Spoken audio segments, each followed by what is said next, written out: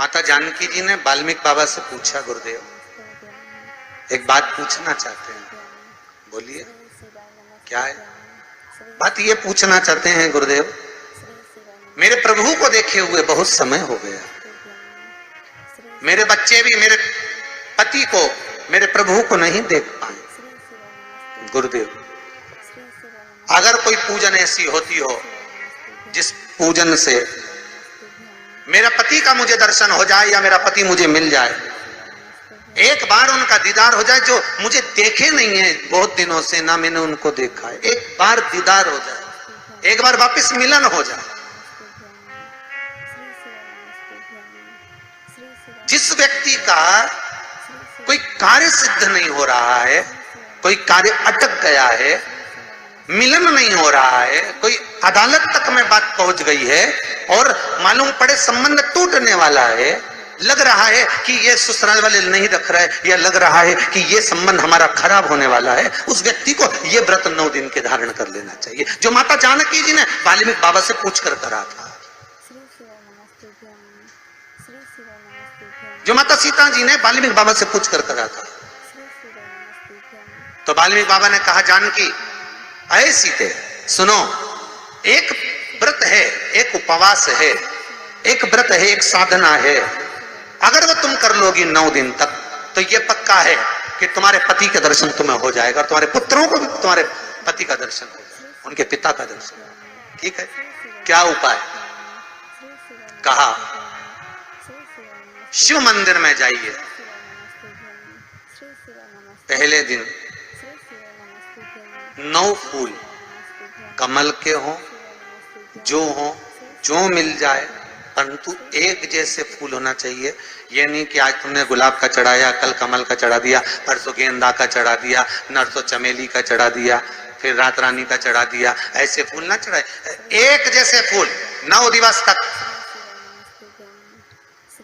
सीते, हे जानकी, हे पुत्री, शिव मंदिर में जाकर अपने पति का स्मरण कर कर, कार्य का स्मरण कर कर 9 फूल प्रथम दिन घी का दिया लगाकर आप भगवान शंकर को कामना कर कर समर्पित करती हो, दूसरे दिन वही फूल दुगने हो जाना चाहिए 18। तीसरे दिन फिर 9 जोड़ लो 27, फिर 9 जोड़ लो, फिर 9 जोड़ लो, जोड़ते जोड़ते 90 दिन 81, कितने हो गए? ऐसे पुष्प शंकर भगवान को समर्पित करना।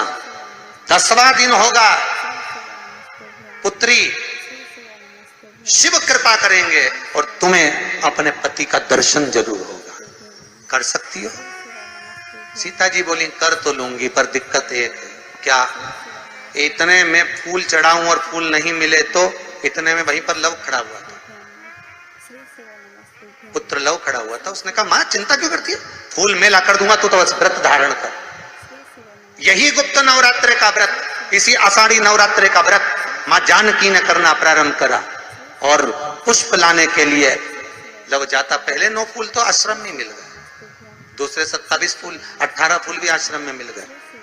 धीरे धीरे धीरे धीरे जब 5 दिन हो गए, पुष्प की संख्या कम पड़ने लगी, तो लव को मालूम पड़ा कि मेरी माता को पूजन करने में दिक्कत हो रही है, पुष्प नहीं मिल रहा है।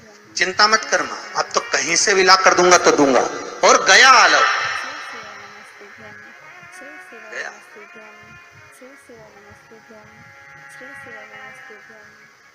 अयोध्या में पहुंच गए, जहां एक सुंदर सा सरोवर था।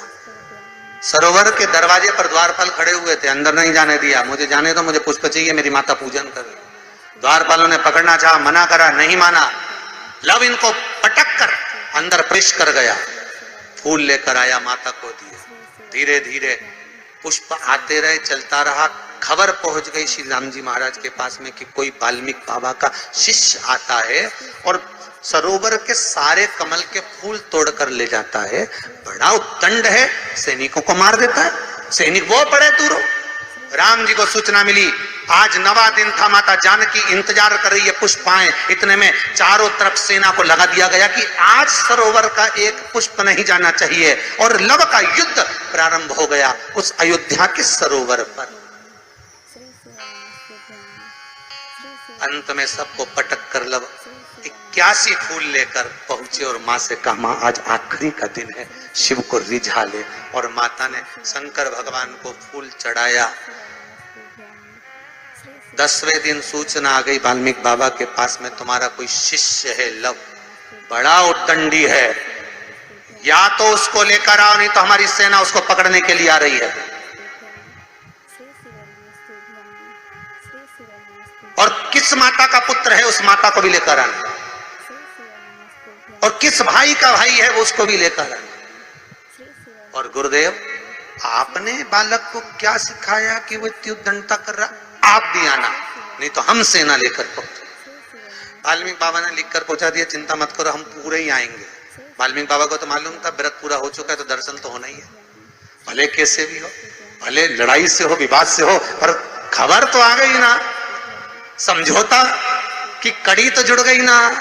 भगवान वाल्मीकि बाबा समझ गए, सीता जी से कह दिया तेरा व्रत पूर्ण हो गया बेटा, अब तू कल तैयारी कर चलने की। और लव को लेकर पहुंचे, सीता जी को देखा, पुत्रों का स्मरण करा, राम जी के नैनों से जल बह गया। वाल्मीकि बाबा सीता से कहते हैं, इसको कहते हैं साधना, इसको कहते हैं तप, इसको कहते हैं साधना। आप भी कर सकते हो। आनंद रामायण का ये प्रसंग वर्णन करता है कि हम भी क्यों ना कर सकते। 11 तारीख से 19 तारीख तक गुप्त नवरात्र चालू होंगे। गुप्त नवरात्र करो, आराधना, कुछ नहीं तो एक फूल तो शंकर को चढ़ाना चालू करो, कम से कम एक पुष्प तो चढ़ाओ। जिसको लगता है कि मेरे परिवार में कोई दूसरा व्यक्ति हस्तक्षेप कर रहा है, या मेरा पति किसी पर नारी के साथ में रह रहा है, या नारी किसी पर पुरुष के साथ में रह रही है, तो माखन थोड़ा सा प्रतिदिन मां जगत जननी के मंदिर में अवश्य समर्पित करें। 9 दिन तक समर्पित करोगे, कैसा भी दोष होगा, कैसे भी ग्रह होंगे, वो सब हट जाएंगे और जीव आपका हो। ये वो नवरात्र है जिसमें प्रेम आनंद बढ़ता है, स्नेह बढ़ता है। ये वो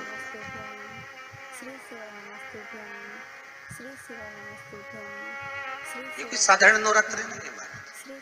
भाई भाई में अगर द्वेष हो रहा है, विवाद चल रहा है, अदालत में बात चल रही है, कोई समझौता नहीं हो रहा, एक दूसरे से बातचीत बंद है, करो नवरात्र, यही गुप्त नवरात्र धारण करो। 9 दिन कुछ भी आप बाबा को पुष्प समर्पित करो।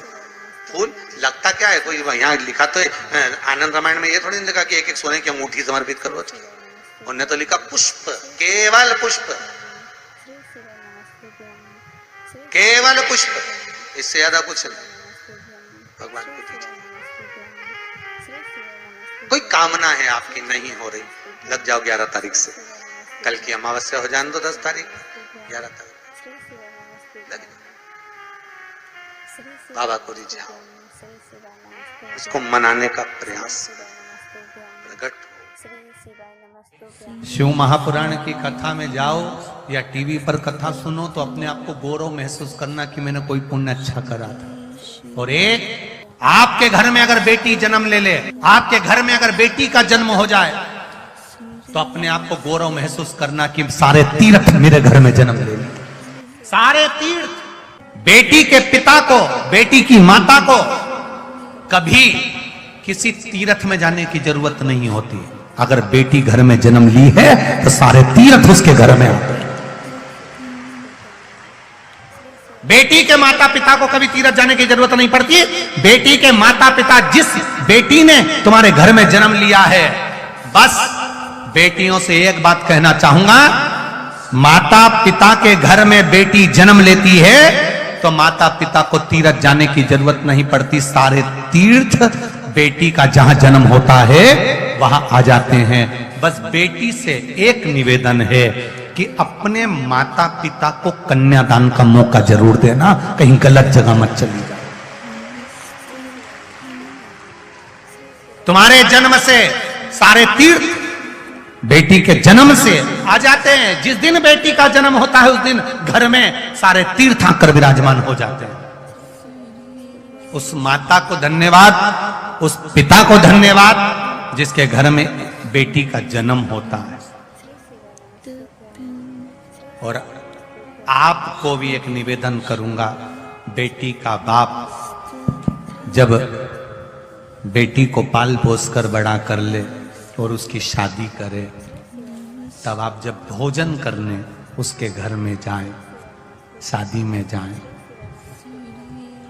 अपने आप को याद करना। 10 रुपए का पानी पतासा खाते हो, पानी पूरी खाते हो, खुद के पैसे की खाते हो तो प्लेट का पानी तक पी जाते हो।